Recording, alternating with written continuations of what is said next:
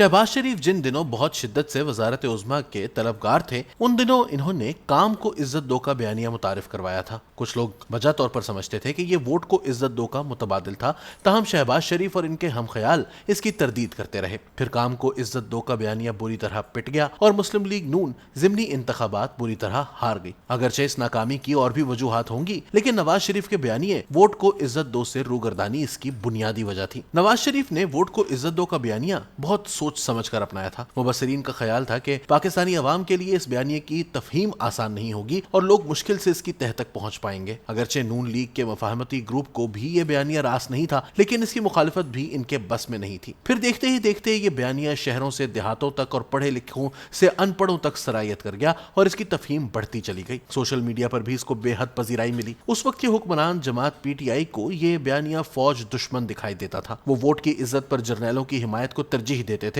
और वो हर बात जिससे जर्नैली अजाइम की नफी होती हो वो इन्हें सख्त नापसंद थी। इन्होंने जर्नैलों की मदद से अगले 10 साल के लिए हुक्मरानी की मंसूबा बंदी कर रखी थी। आज जमाते इस्लामी जमहूरियत, एहतसाब और किफायत शुआरी की चैंपियन बन रही है। उस वक्त जमाते इस्लामी और लाला सिराजुल हक को भी ये सब कुछ याद नहीं था। नवाज शरीफ ने कभी फौज को बतौर इदारा तनकीद का निशाना नहीं बनाया। इन्हें इख्तलाफ उन जर्नैलों से रहा जो अपनी आईनी हदूद से निकलकर सियासी हदूद में मुदाखलत करते हैं। वो कयानी, पाशा, फैज हमीद के करतूतों को अच्छी तरह जानते थे। जब इनके बयानिए को फौज मुखालिफत का नाम दिया गया तो इन्होंने जर्नैली सियाहकारियों को फौज के दामन से दूर रखने के लिए जर्नैलों के नाम लेना शुरू किए। मैं कह नहीं सकता कि फौज में इसका क्या रद्द-ए-अमल हुआ, लेकिन सियासी मुखालिफिन ने यह साबित करने के लिए एड़ी चोटी का जोर लगा दिया कि नवाज शरीफ का बयानिया बतौर इदारा फौज को हदफ तनकीद बनाता है। मुस्लिम लीग नून के कारकुन 2018 में वोट की इज्जत की पामाली अपनी आंखों से देख चुके थे, इसलिए वोट को इज्जत दो इनके दिल को छूने वाला नारा था। इसके अलावा जिन लोगों ने मुस्लिम लीग नून को वोट दिए थे वो देख रहे थे कि 2018 के इंतखाबात से पहले कैसे धांधली की गई और इंतखाबात के बाद इनके वोट को किस तरह पामाल किया गया ताकि एक पसंदीदा कठपुतली को ऐवान हुकूमत में सजाया जा सके। वोट को इज्जत ना देने के नतीजे में मुल्क और अपोजिशन जमातों के साथ जो कुछ हो रहा था वो सब अवाम के सामने था। अवाम और सियासी जमातें शदीद कशमकश और इज़्दराब में मुब्तला थी। तहरीक अदम एतमाद की कामयाबी के बाद आने वाले हुकूमती इत्तेहाद में शामिल जमातें भी हुकूमत की डोरें कहीं और से खींचे जाने का इजहार किए बगैर नहीं रहती थी और बरमला कह देती थी हम आए नहीं लाए गए हैं, या फिर कह उठते थे कि हमें कहा गया था तुम आ रहे हो या तुम्हें लाना पड़ेगा। इस माहौल में अगर कोई वोट की इज्जत के सवाल पर सवाल उठाता था तो वो सिर्फ PTI थी या मुस्लिम लीग नून का मफाहमती ग्रुप था जो खुलकर तो मफाहमत के जरिए ऐवान इक़्तिदार तक पहुंचने की बात नहीं करता था, लेकिन कभी न कभी ये ख्वाहिश इनके लबों तक आ ही जाती थी। अफसोस